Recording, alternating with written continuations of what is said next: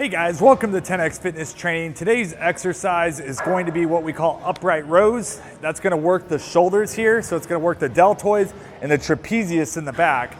So what we want to do is we want to grab a straight bar for this exercise. Our hands are going to be about 3-4 inches apart from each other. We're going to keep our head up, looking straight in the mirror, back straight, not lean forward. And all we're going to do is come up to the chin right here, and then we're going to drop down. Now notice how my wrists kind of sag. I don't keep it here where I'm like this. I see a lot of people doing that. The hands need to be close together. And we're gonna come right up to the chin. My elbows come up high.